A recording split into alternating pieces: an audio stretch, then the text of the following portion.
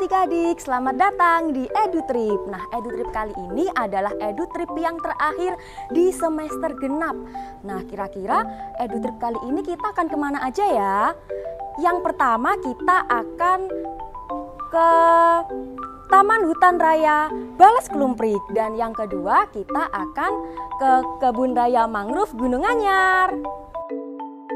Nah, kira-kira kita akan belajar apa aja ya dan keseruan apa aja nih yang akan kita lakukan di sana?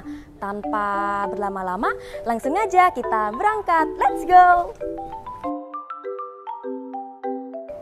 Nah, baik adik-adik, sebelum kita berangkat, kita akan melakukan pengecekan terlebih dahulu kesiapan adik-adik bagaimana. Lalu kita akan menggunakan transportasi bus menuju tempat wisata kita di EduTrip kali ini. Kita akan menggunakan bus dan tujuan pertama kita akan memakan waktu sekitar 45 menit menuju Taman Hutan Raya Balas Klumprik.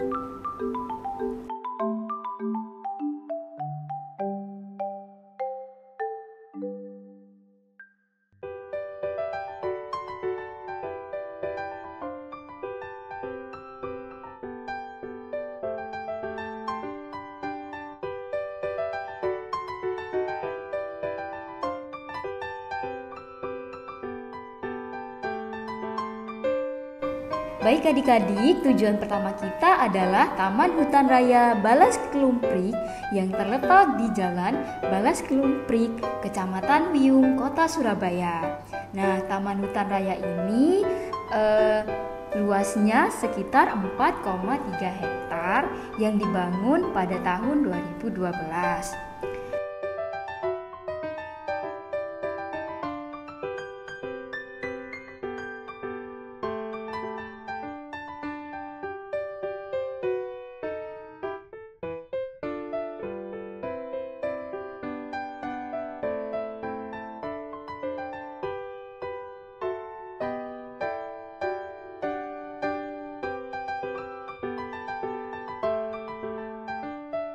Oke adik-adik, nah sekarang kita sudah sampai di tempat yang pertama, yaitu Taman Hutan Raya Balas Klumprik. Nah, kira-kira kita akan seru-seruan apa aja ya? Yuk ikutin terus!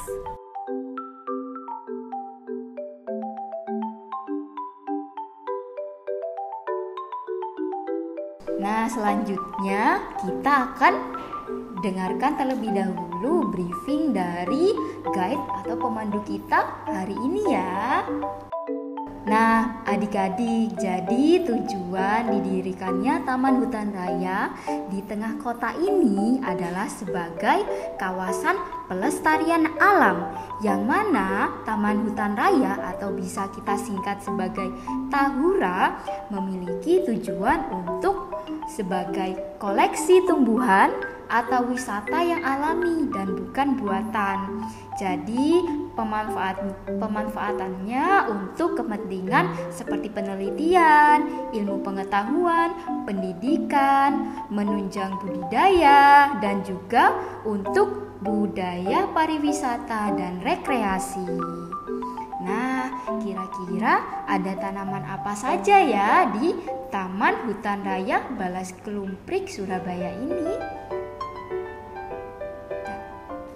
Nah, adik-adik, jadi jenis tanaman yang terdapat di Taman Hutan Raya Balas Klumprik Surabaya ini terdapat berbagai pohon seperti pohon mahoni, pohon belimbing, pohon sepatu dea, pohon mangga, lalu ada juga berbagai pohon buah-buahan seperti pohon jambu air, pohon jambu Jamaika, pohon sirsat, pohon kedondong, pohon jambu biji, lalu terdapat juga pohon kopior atau pohon kelapa kopior, lalu ada juga pohon kelengkeng, lalu terdapat juga pohon lainnya seperti pohon sepatu dea, pohon terembesi, pohon japon, pohon beringin, pohon dadap duri, pohon merbau, dan juga pohon kinco.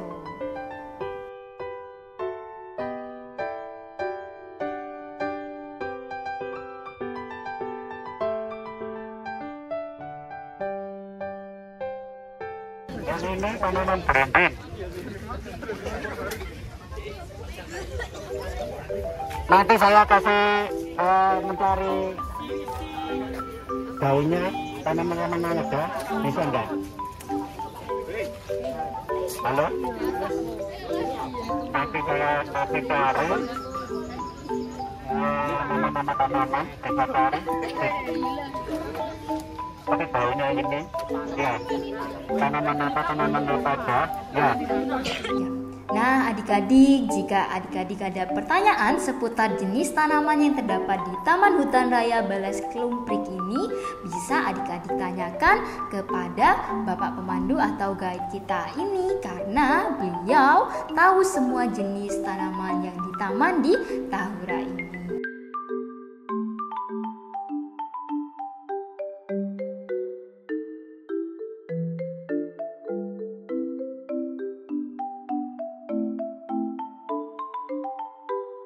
Nah, adik-adik, kita sudah sampai di kebun di dalam Taman Hutan Raya ini. Nah, di dalam kebun ini terdapat berbagai tanaman yang dibudidaya langsung oleh para petani atau petugas Taman Hutan Raya itu sendiri. Nah, di dalamnya sini kita bisa melihat bahwa terdapat tanaman seperti tanaman singkong, lalu terdapat tanaman jagung, tanaman terong, dan lainnya. Nah, setelah tanaman itu dipanen, hasilnya akan dibagikan kepada warga sekitar yang kurang membutuhkan.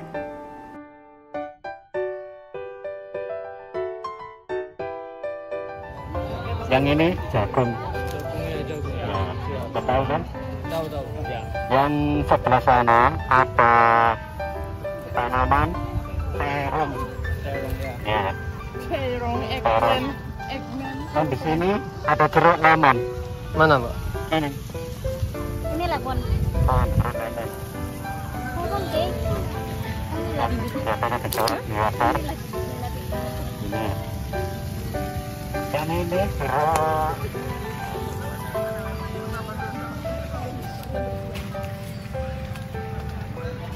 Yang ini Dulu. jeruk Nipis. nipis. Oh, bentuk. Ya. Terus ya. Dan itu ada pohon-pohon kapet, pepaya, ya. Pohon apa, Pak? Pepaya. Pepaya. Yang mana? Ya. Yang tinggi ya? Ya.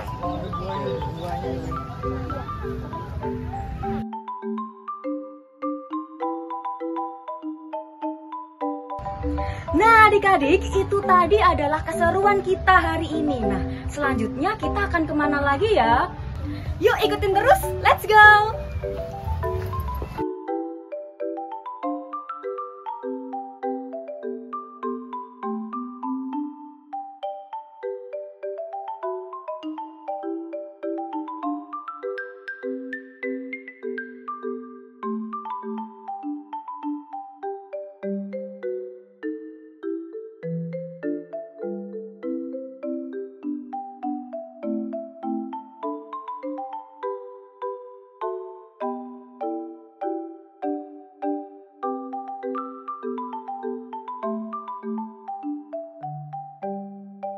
Hai adik-adik, sekarang kita sudah sampai di tempat yang kedua, yaitu Kebun Raya Mangrove. Nah, kira-kira kita bakalan ngapain aja ya di sini? Yuk ikutin kita terus. Nah, adik-adik, tujuan kedua kita adalah Kebun Raya Mangrove Gunung Anyar. Nah, Kebun Raya Mangrove Gunung Anyar ini memiliki luas sekitar 25 sampai 27 hektar yang terdiri dari 3 wilayah, yaitu Kebun Raya Mangrove di Wonorejo, Kebun Raya Mangrove Medokan Sawah, lalu Kebun Raya Mangrove Gunung Anyar. Jadi adik-adik, Kebun Raya Mangrove Gunung Anyar ini dibangun pada 29 April 2018 yang diawali oleh Ibu Megawati Soekarno Putri selaku Ketua Yayasan Kebun Raya Indonesia atau YKRI bersama Lembaga Ilmu Pengetahuan Indonesia atau LIPI melalui Wali Kota Surabaya saat itu, yaitu Ibu Tri Risma Harini. Lalu kemudian dimulailah kegiatan pembangunan Kebun Raya Mangrove di Kota Surabaya ini. Nah, adik-adik, pembangunan kebun raya mangrove ini juga digunakan untuk kepentingan rekreasi atau wisata masyarakat secara umum dan juga khususnya pengembangan sumber pangan alternatif sebagai habitat flora, fauna pesisir dan kawasan konservasi.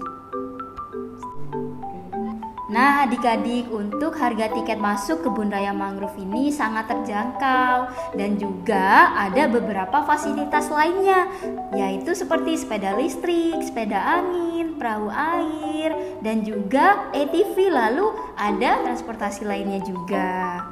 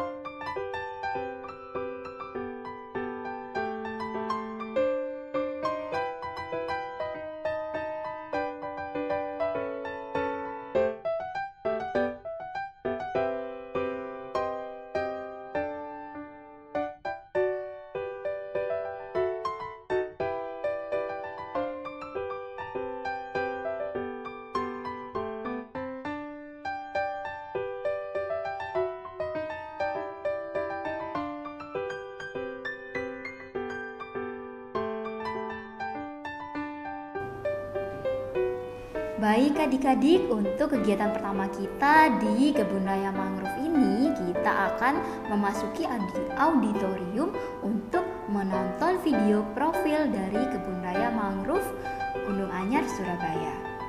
Oke, kita sama-sama lihat profil kebun raya mangrove. Oke, siap? Selamat datang di kebun raya mangrove Surabaya. Kota Surabaya memiliki hutan mangrove yang berada di sepanjang pesisir pantai timur Surabaya, masuk dalam kawasan konservasi yang dilindungi oleh undang-undang. Kawasan kebun raya mangrove Surabaya memiliki luas 31,5 hektar yang terdiri dari gunung merah dengan luas 11 hektar, luas sawah dengan luas 16 hektar, mangrove information center dengan luas 4,5 hektar.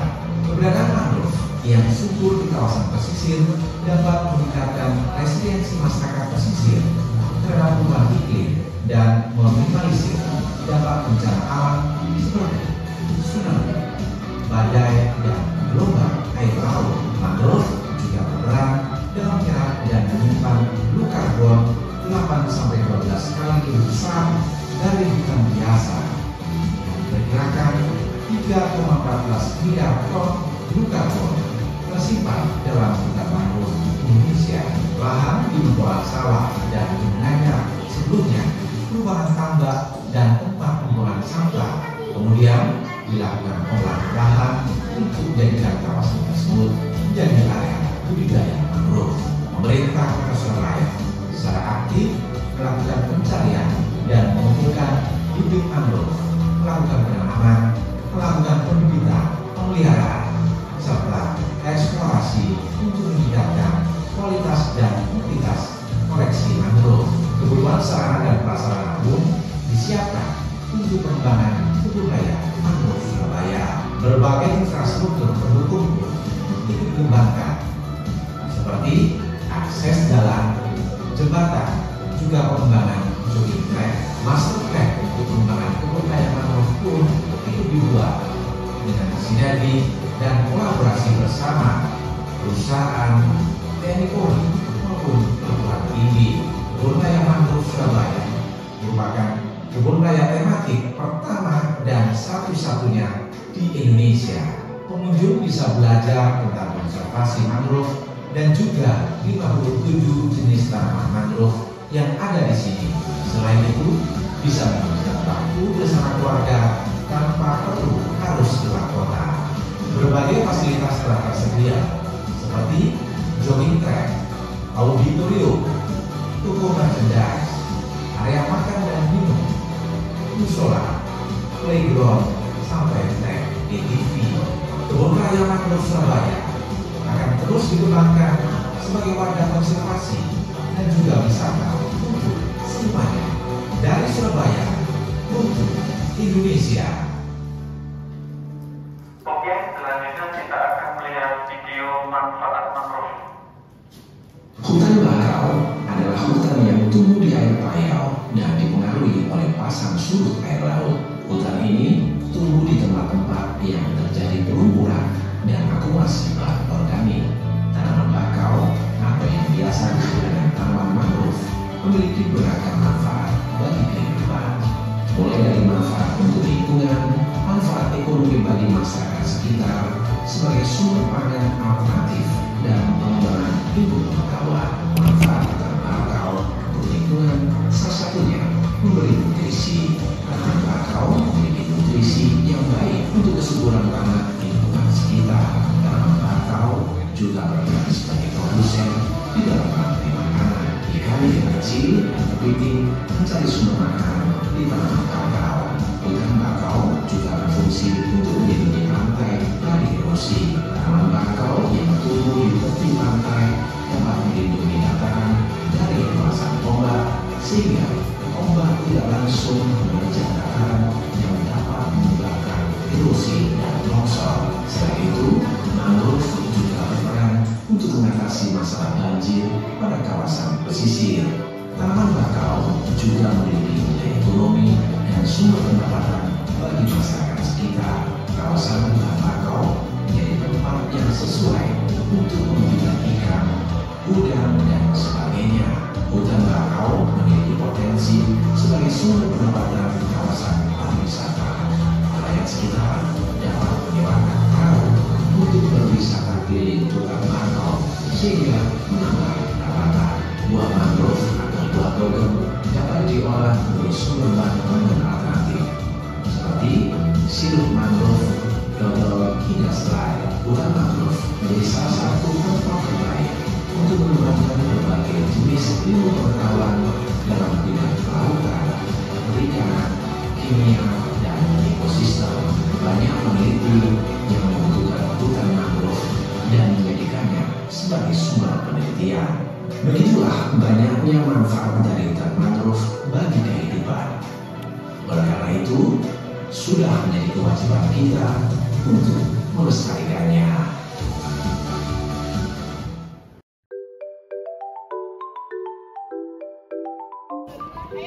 Tadi itu ada kucing apa, Kak? Kucing hutan. Kucing bakau ya, kucing mangrove. Itu nocturnal, kalau itu keluarnya malam.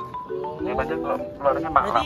Berarti adanya apa? Di dua malam gitu, Kak ya? Oh enggak, maksudnya malam hari keluarnya dia. Cari makannya malam hari, kerjanya dia Oh, di sini malam ada hari. masih ya, sekitar sini. Ada. Kalau malam, kalau pagi dia bersembunyi. Ya. Oke, sebentar berhenti dulu.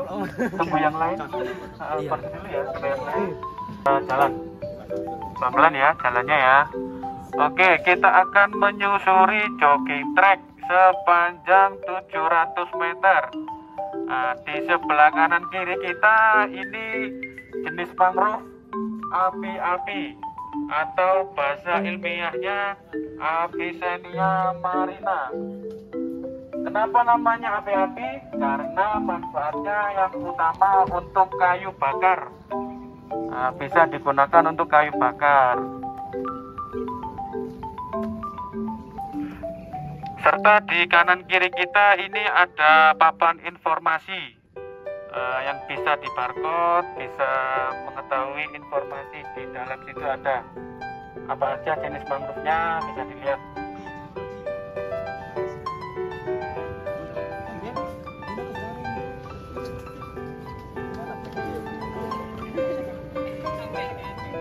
Di bawah sini ada berbentuk runcing seperti pensil itu akar mangrove, namanya akar nafas. Akar nafasnya milik api-api yang berfungsi untuk menahan atau membersihkan pasang surutnya air laut, seperti sampah-sampah bisa difilter sama ini agar nafas. Di bawah sana ada juga hewan atau fauna seperti kepiting, ikan-ikan kecil. Di kanan ini ada gazebo berbentuk sangkar burung, yang di dalam Dolphin Track sendiri ada 6 bis. Hati-hati, di sebelah kiri ada area pengembangan, masih pembangunan aviary atau sangkar burung yang besar. Ini nanti di dalamnya ada hewan-hewan yang dipelihara, burung-burung atau hewan-hewan yang ada di sekitar mangrove.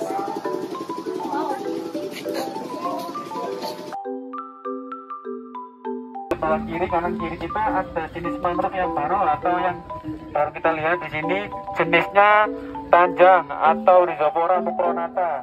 Di sini kita bisa melihat akarnya, dia berbentuk seperti kaki laba-laba. Nah, adik-adik, jadi di Kebun Raya Mangrove Gunung Anyar ini terdapat sekitar 59 jenis tanaman mangrove, seperti diantaranya tanjang merah atau bakau, lalu terdapat bakau putih, lalu juga ada yang disebut dengan tanaman api-api dan juga jenis mangrove lainnya. Selain tanaman mangrove juga terdapat tanaman lainnya seperti berbagai tanaman pohon cemara dan juga pohon melati Jepang. Kita akan melewati lorong cemara yang di sebelah kanan kirinya dihiasi oleh tanaman melati Jepang. Biasanya area sini kalau pagi atau sore itu dihuni oleh monyet-monyet ekor panjang. Kalau pagi sama sore, pagi jam 5:30 atau jam 5, kalau sore ya juga jam 5 atau jam 5:30. Dia cari makan di tempat sampah-sampah. Marketnya di belakang sana, di pesisir laut. Kalau malam, kalau sore sama pagi dia keluar cari makanan.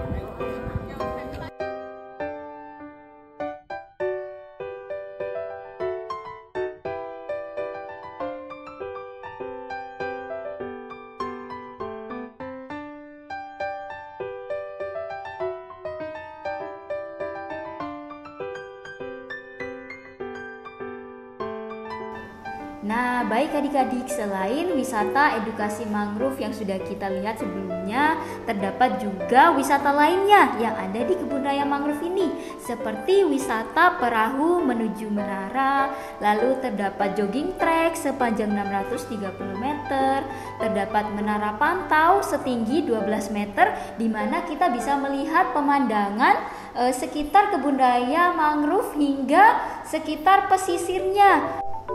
Lalu terdapat juga berbagai spot untuk berfoto yang sangat cantik. Lalu terdapat juga ada dermaga perahu. Lalu terdapat picnic ground yang bisa kita nikmati pemandangannya di sana. Lalu terdapat juga fasilitas seperti toilet dan musola yang bisa kita manfaatkan. Nah adik-adik, itu tadi kegiatan yang kita lakukan di Kebun Raya Mangrove. Gimana? Seru dan menyenangkan bukan? Kalau gitu, Kak Devina pamit undur diri dan sampai jumpa di EduTrip selanjutnya. Bye-bye!